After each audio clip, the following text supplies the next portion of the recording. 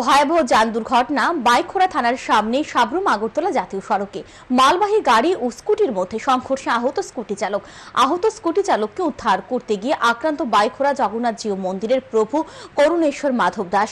অভিযোগের কাঠগড়ায় এক টিএসআর জওয়ান। প্রতিবাদে জাতীয় সড়ক অবরোধ স্থানীয়দের। পরিস্থিতি বেগতিক দেখে ক্ষমা চাইলেন অভিযুক্ত টিএসআর জওয়ান।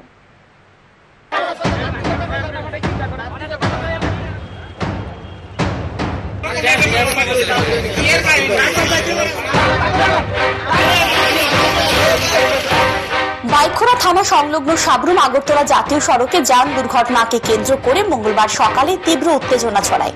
ঘটনার বিবরণে জানা যায়, এদিন বাইখোড়া থানা সংলগ্ন সাবরুম আগরতলা জাতীয় সড়কে TR01 R1503 নম্বরের মালবাহী গাড়ির সাথে TR08 F7471 নম্বরের স্কুটির মধ্যে সংঘর্ষ ঘটে।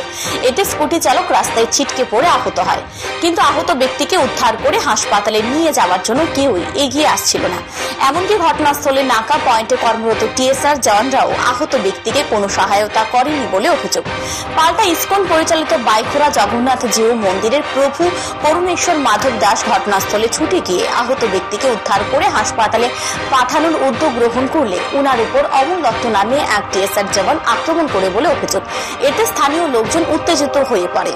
আহত ব্যক্তিকে উদ্ধার করে হাসপাতালে প্রেরণ করার পর স্থানীয়রা অভিযুক্ত টিএসআর জওয়ানের শাস্তির দাবি জানিয়ে এবং বাইখোড়া থানার ওসির বিরুদ্ধে একরাশ ক্ষোভ উগরে দিয়ে জাতীয় সড়ক অবরোধে বসে। স্থানীয়দের দাবি, থানার সামনে জাতীয় সড়কে নাকা পয়েন্ট বসানোর ফলে সেখানে প্রতিনিয়ত যান দুর্ঘটনা ঘটে, কারণ এই স্থানটি 4টি রাস্তার সঙ্গমস্থল। স্থানীয়রা আরও জানান, বাইখোড়া থানার ওসি সোমবার বাড়ি থেকে থানায় যান। শুক্রবার পর্যন্ত তিনি 10 থেকে 20 হাজার টাকা কামাই করে সেই টাকা নিয়ে শুক্রবার পুনরায় বাড়িতে চলে যান।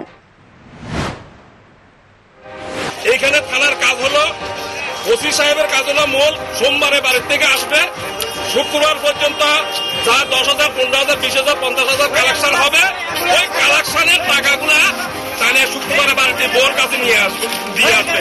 তারপরে সোমবারে আসবে টানে ঠিকা। এই হলো প্রশাসন বাইকরা দিয়েছে।